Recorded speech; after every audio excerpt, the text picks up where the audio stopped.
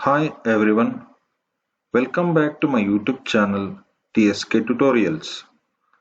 In today's class, I am going to discuss with you how to enter LBA marks in SATS, and also I am going to discuss with you how to register or how to record your lesson plan in STS.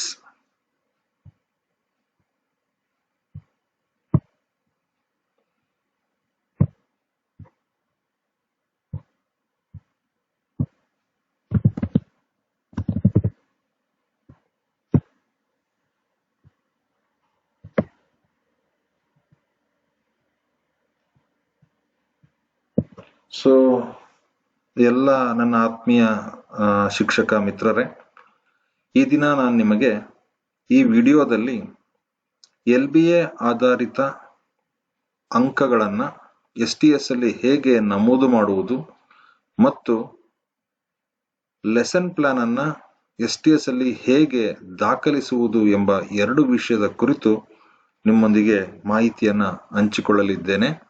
ಮೊದಲಿಗೆ ಇಲ್ಲಿ ಕಾಣಿಸ್ತಾ ಇರುವಂತಹ link ಮೇಲೆ ನಾವು click ಮಾಡಿದಾಗ ಈ ರೀತಿ ಒಂದು ಸಪರೇಟ್ ಡಯಲ್ ಬಾಕ್ಸ್ ಓಪನ್ ಆಗುತ್ತೆ. ಈ ಒಂದು ಡಯಲ್ ಬಾಕ್ಸ್ ಅಲ್ಲಿ ಯೂಸರ್ ನೇಮ್ ಅನ್ನ ಮೆನ್ಷನ್ ಮಾಡಿ ಅಂತ ಹೇಳ್ತಾ ಇದ್ದಾರೆ. ಯೂಸರ್ ನೇಮ್ ಯಾವುದು ಇಲ್ಲೇ ತೋರಿಸ್ತಾ ಇದ್ದಾರೆ. For teacher login use KJID as user name.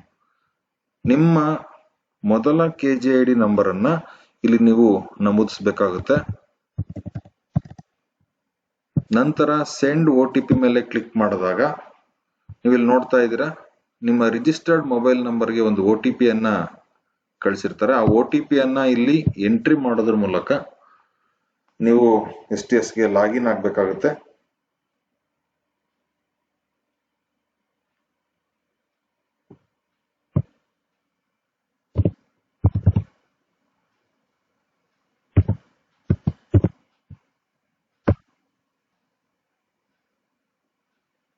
So ಈ ರೀತಿ ನೀವು ಲಾಗಿನ್ ಆದ ನಂತರ ನಿಮ್ಗೆ ಇಲ್ಲಿ ಮೇಲ್ಭಾಗದಲ್ಲಿ ಕಾಣ್ತಿರುವಂತಹ 3 ಗೆರೆಗಳ ಮೇಲೆ ಕ್ಲಿಕ್ ಮಾಡಿದಾಗ ಇಲ್ಲಿ ಲೆಸನ್ ಪ್ಲಾನ್ ಮತ್ತೆ ಅಸೆಸ್ಮೆಂಟ್ ಅಂತಿದೆ. ನಾನು ಅಸೆಸ್ಮೆಂಟ್ ಮೇಲೆ ಕ್ಲಿಕ್ ಮಾಡ್ತೀನಿ. ಇಲ್ಲಿ LBA ಅಂತಿದೆ, ಇದ್ರ ಮೇಲೆ ಕ್ಲಿಕ್ ಮಾಡಿದಾಗ ಇಲ್ಲಿ ಸೆಲೆಕ್ಟ್ ಕ್ಲಾಸ್ ಅಂತ ಇದೆ. ನಾನು 10ನೇ ತರಗತಿಯನ್ನು ಆಯ್ಕೆ ಮಾಡ್ಕೊಳ್ತಾ ಇದ್ದೀನಿ. ಇಲ್ಲಿ 3 ತರಗತಿಗಳನ್ನು ನೀವು ಕಾಣುತ್ತೆ, 8th 9th and 10th. Select group ಅಂದ್ರೆ ಮಾಧ್ಯಮ, ಕನ್ನಡ ಮಾಧ್ಯಮ ಮತ್ತೆ ಭಾಷೆ, ಕನ್ನಡ ಇಂಗ್ಲಿಷ್ ಹಿಂದಿಯನ್ನ ಆಯ್ಕೆ ಮಾಡಿಕೊಂಡೆ. ನಂತರ ಸೆಲೆಕ್ಟ್ ಸಬ್ಜೆಕ್ಟ್, ನೀವು ಯಾವ ವಿಷಯವನ್ನ ಬೋಧಿಸ್ತಿರೋ ಆ ಒಂದು ವಿಷಯವನ್ನ ಇಲ್ಲಿ ನೀವು ಆಯ್ಕೆ ಮಾಡ್ಕೋಬೇಕಾಗುತ್ತೆ. ನಂತರ ಸೆಲೆಕ್ಟ್ ಚಾಪ್ಟರ್, ಇಲ್ಲಿ ಇದುವರೆಗೂ ನಮ್ಗೊಂದು ಗೊಂದಲ ಇತ್ತು.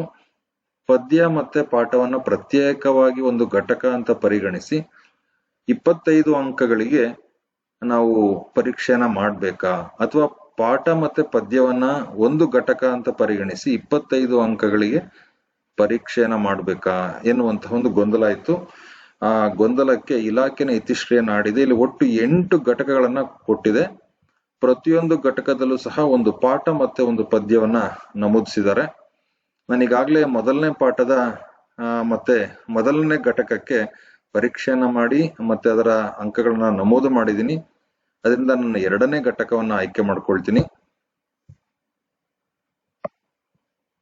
ನಂತರ ಅಲ್ಲಿ ಆ ಪರೀಕ್ಷೆಯನ್ನ ನಡೆಸಿದಂತಹ ದಿನಾಂಕವನ್ನ ನಾನು ಈ ಒಂದು 2ನೇ ಒಂದು LBA ಘಟಕ ಪರೀಕ್ಷೆಯನ್ನ 17ನೇ ತಾರೀಕು, ಇದೇ ತಿಂಗಳ 17ನೇ ತಾರೀಕು ಘಟಕ ಪರೀಕ್ಷೆಯನ್ನ ನಡೆಸಿದ್ದೆ.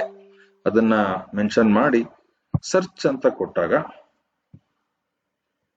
ನೀವು ಇಲ್ಲಿ ನೋಡ್ತಾ ಇದ್ದೀರಾ, ಪ್ರತಿಯೊಬ್ಬ ವಿದ್ಯಾರ್ಥಿಯ ಹೆಸರು ಅಂದ್ರೆ ಒಂದು ಶೀಟ್ ಅಲ್ಲಿ ನೋಡಿ, ಇಲ್ಲಿ ಒಟ್ಟು 3 ಶೀಟ್ ಇದೆ.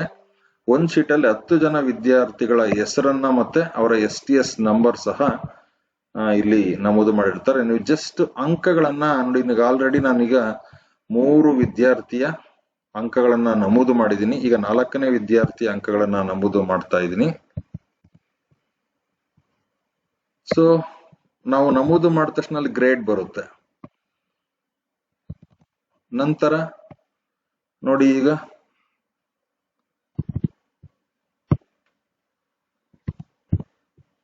ಈ ರೀತಿ ನಾವು ಅಂಕಗಳನ್ನ ನಮೂದು ಮಾಡಿ ಸೇವ್ ಅಂತ ಕೊಟ್ಟಾಗ ಅಂಕಗಳು ಸೇವ್ ಆಗಿರುತ್ತೆ.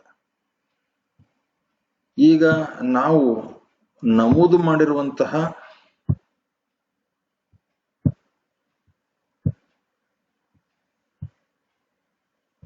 ಅಂಕಗಳನ್ನ ಸೇವ್ ಆಗಿರುತ್ತೆ. ಆ ನಂತರ ನಾವು ನಮೂದು ಮಾಡಿರುವಂತಹ ಪಾಠದ ರಿಪೋರ್ಟ್ ಅನ್ನ ನೋಡೋದಾದ್ರೆ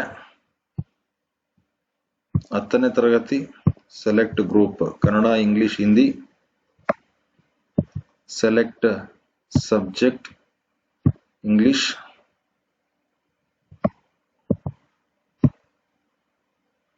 ಸರ್ಚ್ ಅಂತ ಕೊಟ್ರೆ ನಾವು ಯಾವ್ಯಾವ ಪಾಠಗಳಿಗೆ ಅಂಕಗಳನ್ನ ನಮೂದು ಮಾಡಿದ್ದೀವಿ ಅನ್ನೋದನ್ನ ಇಲ್ಲಿ ತೋರಿಸ್ತಾ ಇದೆ.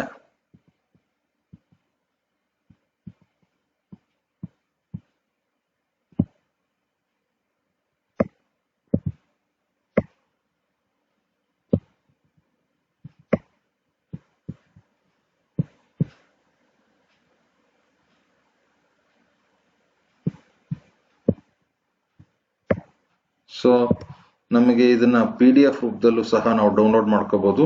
ಇದ್ರ ಮೇಲೆ ಕ್ಲಿಕ್ ಮಾಡಿದಾಗ ನಮಗೆ PDF ರೂಪದಲ್ಲಿ ಡೌನ್ಲೋಡ್ ಆಗುತ್ತೆ.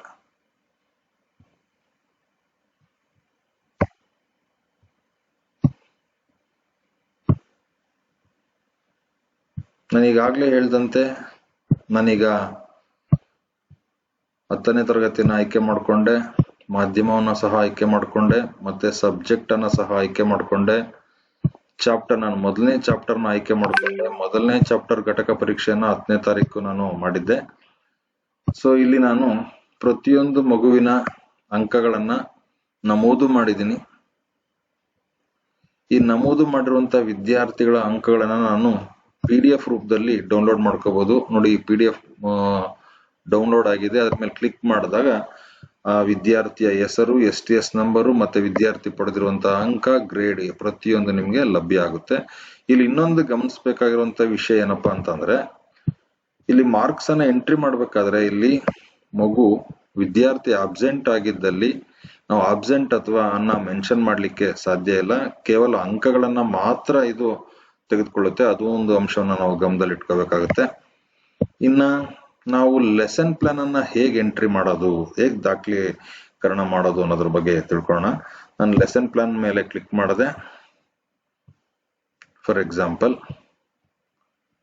ಲೆಸನ್ ಪ್ಲಾನ್ ಮೇಲೆ ಕ್ಲಿಕ್ ಮಾಡಿದಾಗ ಇಲ್ಲಿ ಡೇಟ್ಸ್ ಬರುತ್ತೆ. ನೋಡಿ, ಈ ಡೇಟ್ಸ್ ಬಂದಾಗ ನಾನು 14ನೇ ತಾರೀಕು ಸೆಲೆಕ್ಟ್ ನಾನು 8ನೇ ತರಗತಿಯನ್ನು ಆಯ್ಕೆ ಮಾಡಿಕೊಂಡೆ. ಸೆಲೆಕ್ಟ್ ಗ್ರೂಪ್ ಅಂತಿದೆ, ಕನ್ನಡ, ಇಂಗ್ಲಿಷ್, ಹಿಂದಿಯನ್ನು ಆಯ್ಕೆ ಮಾಡಿಕೊಂಡೆ. ನೆಕ್ಸ್ಟ್ ಸಬ್ಜೆಕ್ಟ್ ಅನ್ನ ಆಯ್ಕೆ ಮಾಡಿಕೊಂಡೆ. ಮಾತ್ರ ಚಾಪ್ಟರ್ ನಾನು ಸರ್ CV ರಾಮನ್ ಬೋಧನೆ ಮಾಡ್ತಾ ಇದ್ದೆ. ಇಲ್ಲಿ ರಾಮನ್ಸ್ ಕೈಂಡ್ ಹಾರ್ಟೆಡ್ನೆಸ್ ಅಂದ್ರೆ ಲರ್ನಿಂಗ್ ಔಟ್ಕಮ್ ನಾನು ಸಬ್ ಯೂನಿಟ್ ಅನ್ನ ಇಲ್ಲಿ ಮೆನ್ಷನ್ ಮಾಡಿದ್ದೀನಿ. ಟೀಚಿಂಗ್ ಏಡ್ ಏನೆಲ್ಲ ಬಳಸಿದ್ವಿ ಟೀಚಿಂಗ್ ಏಡ್ಸ್ ಅಂತ, ಇಲ್ಲಿ ಲ್ಯಾಪ್ಟಾಪ್, PPT ಅಂಡ್ ಪ್ರೊಜೆಕ್ಟರ್ಸ್ ಅನ್ನ ಬಳಸ್ಕೊಂಡು ನಾನು ಪಾಠವನ್ನ ನಿರ್ವಹಿಸಿದ್ದೀನಿ. ನಂತರ ಇಲ್ಲಿ ಬೋಧನಾ ವಿಧಾನದ ಪ್ರಮುಖ 3 ಹಂತಗಳನ್ನ ಮೆನ್ಷನ್ ಮಾಡಿದ್ದಾರೆ. ಇಲ್ಲಿ ಇಂಟ್ರೊಡಕ್ಷನ್ ಫೇಸ್ ಅಂತ, ಇಂಟ್ರೊಡಕ್ಷನ್ ಸ್ಟೇಜ್, ಡೆವಲಪ್ಮೆಂಟ್ ಸ್ಟೇಜ್ ಮತ್ತೆ ಕನ್ಕ್ಲೂಷನ್ ಸ್ಟೇಜ್ ಅಂತಿದೆ. ಪಾಠವನ್ನ ನೀವು ಯಾವ ರೀತಿ ಇಂಟ್ರೊಡ್ಯೂಸ್ ಮಾಡಿದ್ರಿ ಅಂತ ನಾನೇನ್ ಮಾಡಿದೆ, storytelling and asking simple questions. ನಂತರ ಡೆವಲಪ್ಮೆಂಟ್ ಹಂತದಲ್ಲಿ ಗ್ರೂಪ್ ಆಕ್ಟಿವಿಟೀಸ್ ಅನ್ನ ಕೊಟ್ಟೆ. ನಂತರ ಕನ್ಕ್ಲೂಷನ್ ಅಲ್ಲಿ ನಾನೇನ್ ಮಾಡಿದೆ, summarising and recapitulation and self evaluation ಸಹ ಕೊಟ್ಟಿದ್ದೆ. ಸೊ ಇಲ್ಲಿ ಹೋಮ್ ಅಸೈನ್ಮೆಂಟ್ ಅಥವಾ ಚಾಪ್ಟರ್ ವೈಸ್ ಅಸೆಸ್ಮೆಂಟ್ ನೀವ್ ಏನ್ ಕೇಳಿದ್ರಿ ಅಂತ ಅನ್ನೋದನ್ನ ಮೆನ್ಷನ್ ಮಾಡ್ಬೇಕಾಗತ್ತೆ.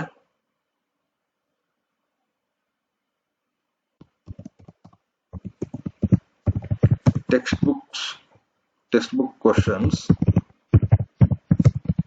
are given for home assignment.